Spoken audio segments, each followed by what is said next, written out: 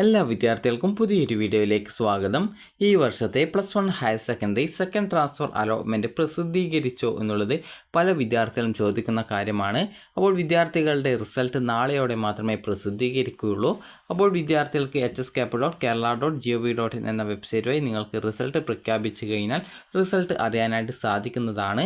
ചിലപ്പോൾ വിദ്യാർത്ഥികളുടെ റിസൾട്ട് അല്പം വൈകാനും സാധ്യതയുണ്ട്. കാരണം പല ജില്ലകളിലും അവധി പ്രഖ്യാപിച്ചത് കൊണ്ട് തന്നെ വിദ്യാർത്ഥികൾക്ക് അഡ്മിഷൻ എടുക്കാനൊക്കെ പോകാനായിട്ട് ബുദ്ധിമുട്ടുണ്ടാകും. അപ്പോൾ അതുകൊണ്ട് തന്നെ നിങ്ങളുടെ ട്രാൻസ്ഫർ അലോട്ട്മെൻറ്റ് റിസൾട്ട് ചിലപ്പോൾ ഒരു ദിവസം വൈകാനും സാധ്യതയുണ്ട്.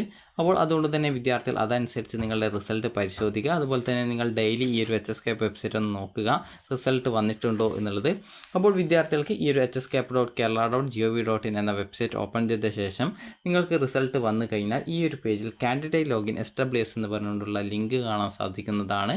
SWS അല്ല, കാൻഡിഡേറ്റ് ലോഗിൻ എന്ന് പറഞ്ഞുകൊണ്ട് ലിങ്ക് കാണാൻ സാധിക്കുന്നതാണ്. അതിൽ ക്ലിക്ക് ചെയ്തുകൊണ്ട് നിങ്ങളുടെ സ്പോർട്സ് കോട്ട ആപ്ലിക്കേഷൻ നമ്പറാണോ അല്ലെങ്കിൽ SWSൻ്റെ ആപ്ലിക്കേഷൻ നമ്പറാണോ ഏതാണ് കൊടുത്തിട്ടുള്ളത് ആ ഒരു ആപ്ലിക്കേഷൻ നമ്പർ നൽകുക. അതിനുശേഷം പാസ്വേഡ് കൊടുക്കുക. അതിനുശേഷം ഏത് ജില്ലയിലേക്കായിരുന്നു അപ്ലൈ ചെയ്തിട്ടുണ്ടായിരുന്നത് അതായത് ഏത് ജില്ലയായിരുന്നോ ആ ഒരു ലോഗിൻ്റെ ജില്ല എന്നുള്ളത് അനുസരിച്ച് ആ ഒരു ജില്ല സെലക്ട് ചെയ്ത് കൊടുക്കുക. അതിനുശേഷം നിങ്ങൾ ലോഗിൻ ചെയ്യുക. ലോഗിൻ ചെയ്ത് കഴിഞ്ഞാൽ നിങ്ങൾക്ക് ട്രാൻസ്ഫർ അലോട്ട്മെൻറ്റ് കിട്ടിയിട്ടുണ്ടെങ്കിൽ congratulations, you have got transfer എന്നും ഏത് സ്കൂളിൽ ഏത് കോഴ്സിൽ എത്രാമത്തെ ഓപ്ഷനിലാണ് അലോട്ട്മെൻറ്റ് കിട്ടിയിട്ടുള്ളത് എന്നുള്ളതും കാണാൻ സാധിക്കുന്നതാണ്. ട്രാൻസ്ഫർ കിട്ടിയിട്ടില്ല എങ്കിൽ sorry you have not transfer എന്ന് പറഞ്ഞുകൊണ്ട് ചുവപ്പ് കളറിൽ കാണാനായിട്ട് സാധിക്കുന്നതായിരിക്കും. അതുപോലെ തന്നെ അലോട്ട്മെൻറ്റ് കിട്ടിയിട്ടുള്ള വിദ്യാർത്ഥികൾക്കും കിട്ടാത്ത വിദ്യാർത്ഥികൾക്കും ട്രാൻസ്ഫർ അലോട്ട് റിസൾട്ട്സ് എന്നുള്ള ലിങ്കിൽ ക്ലിക്ക് ചെയ്ത് കഴിഞ്ഞാൽ നിങ്ങളുടെ റാങ്ക് മനസ്സിലാക്കാൻ സാധിക്കുന്നതാണ്. ആ ഒരു സ്കൂളിൽ എത്ര വേക്കൻസി ഉണ്ടായിരുന്നു, അതുപോലെ നിങ്ങളുടെ റാങ്ക് എത്രയാണ്, അതുപോലെ അവിടെ അലോട്ട്മെൻറ്റ് ലഭിച്ച ലാസ്റ്റ് റാങ്കിലുള്ള വിദ്യാർത്ഥിയുടെ ഡീറ്റെയിൽസ് എത്രയാണ്, അതായത് അവരുടെ ഇൻഡെക്സ് മാർക്ക് എത്രയാണെന്നുള്ളത് കൃത്യമായിട്ട് നിങ്ങൾക്ക് അറിയാനായിട്ട് പറ്റുന്നതാണ്. ഈ ഒരു ട്രാൻസ്ഫർ കിട്ടിയിട്ടുള്ള വിദ്യാർത്ഥികൾക്ക് അവിടെ പ്രിൻറ്റ് അലോട്ട്മെൻറ്റ് ലെറ്റർ എന്ന് പറഞ്ഞുകൊണ്ട് കാണാം. അത് ക്ലിക്ക് ചെയ്തുകൊണ്ട് നിങ്ങളുടെ അലോട്ട്മെൻറ്റ് ലെറ്റർ ഡൗൺലോഡ് ചെയ്ത് എടുക്കാവുന്നതാണ്.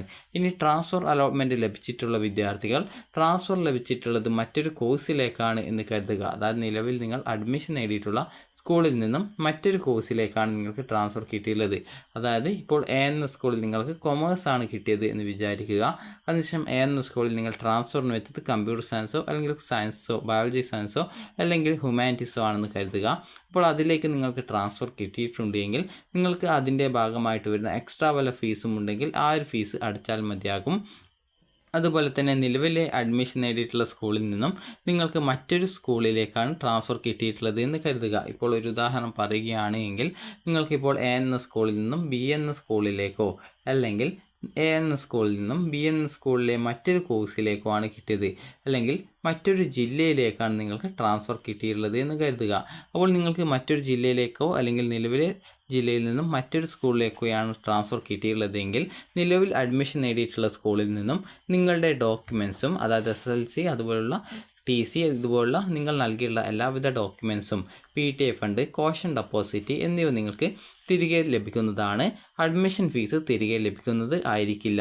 അതിനു പകരം വിദ്യാർത്ഥികൾ പുതുതായിട്ട് അലോട്ട്മെൻറ്റ് ലഭിച്ച സ്കൂളിൽ പോകുന്ന സമയത്ത് ഈ ഒരു ആദ്യം അഡ്മിഷൻ നേടിയ സ്കൂളിൽ നിന്നും അടച്ചിട്ടുണ്ടായിരുന്ന അഡ്മിഷൻ റെസിപ്റ്റും അതുപോലെ തന്നെ നിങ്ങളുടെ തിരിച്ചു തന്നിട്ടുള്ള സർട്ടിഫിക്കറ്റ്സും അതുപോലെ PTA ഫണ്ടും കോഷൻ ഡെപ്പോസിറ്റും അതുപോലെ തന്നെ കോഴ്സ് മാറ്റത്തിൻ്റെ ഫലമായിട്ട് എക്സ്ട്രാ വല്ല ഫീസും വരികയാണെങ്കിൽ ആ ഒരു ഫീസും സഹിതം അടച്ചുകൊണ്ട് നിങ്ങൾക്ക് അതുപോലെ തന്നെ ഓൾറെഡി അഡ്മിഷൻ നേടിയിട്ടുള്ള സ്കൂളിൽ നിന്ന് നൽകിയിട്ടുള്ള അതായത് അഡ്മിഷൻ ഫീസ് അടച്ചതിൻ്റെ റെസിപ്റ്റ് കൂടി നിങ്ങൾ നൽകിക്കൊണ്ട് നിങ്ങൾക്ക് അഡ്മിഷൻ നേടാവുന്നതാണ്.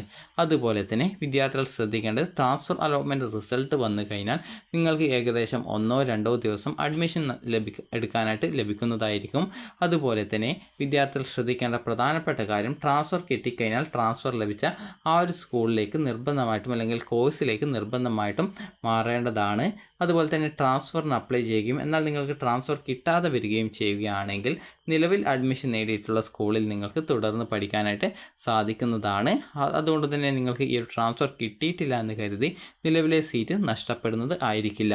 അതുപോലെ തന്നെ വിദ്യാർത്ഥികൾ ചോദിക്കുന്ന പ്രധാനപ്പെട്ട കാര്യമാണ് തേർഡ് ട്രാൻസ്ഫർ അലോട്ട്മെൻറ്റ് ഉണ്ടായിരിക്കുമോ എന്നുള്ളത്. തേർഡ് ട്രാൻസ്ഫർ അലോട്ട്മെൻറ്റ് ഉണ്ടാവാനുള്ള സാധ്യത കുറവാണ്. എന്നിരുന്നാലും തേർഡ് ട്രാൻസ്ഫർ ഉണ്ടാവുകയാണെങ്കിൽ നിങ്ങളെ ആ ഒരു വിവരം അറിയിക്കുന്നതായിരിക്കും. അപ്പോൾ വിദ്യാർത്ഥികൾക്ക് ഈ ഒരു വീഡിയോ ഉപകാരപ്രദമായിട്ടുണ്ടെന്ന് കരുതുന്നു.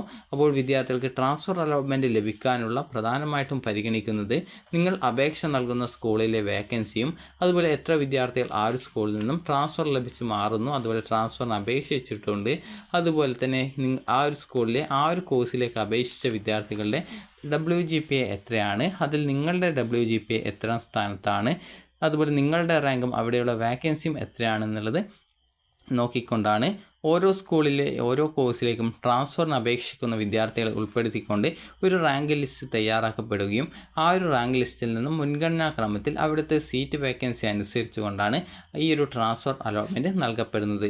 അപ്പോൾ ട്രാൻസ്ഫർ കിട്ടിക്കഴിഞ്ഞാൽ നിർബന്ധമായിട്ടും ട്രാൻസ്ഫർ ലഭിച്ച സ്കൂളിലോ കോഴ്സിലേക്കോ എങ്ങനെയാണ് നിങ്ങൾക്ക് ട്രാൻസ്ഫർ കിട്ടിയിട്ടുള്ളത് അതിനനുസരിച്ച് വിദ്യാർത്ഥികൾ മാറേണ്ടതായിട്ട് വരുന്നതായിരിക്കും. അപ്പോൾ വിദ്യാർത്ഥികൾക്ക് ഈ വീഡിയോ ഉപകാരപ്രദമായിട്ടുണ്ടെങ്കിൽ ലൈക്ക് ചെയ്യുക, ഷെയർ ചെയ്യുക. അതുപോലെ ട്രാൻസ്ഫർ അലോട്ട്മെൻറ്റ് റിസൾട്ട് വന്നു കഴിഞ്ഞാൽ വിദ്യാർത്ഥികളെ ആ ഒരു വിവരം അറിയിക്കുന്നതാണ്. അപ്പോൾ വിദ്യാർത്ഥികൾക്ക് ഈ വീഡിയോ ഉപകാരപ്രദമായിട്ടുണ്ടെങ്കിൽ ലൈക്ക് ചെയ്യുക, ഷെയർ ചെയ്യുക. Thank you for watching.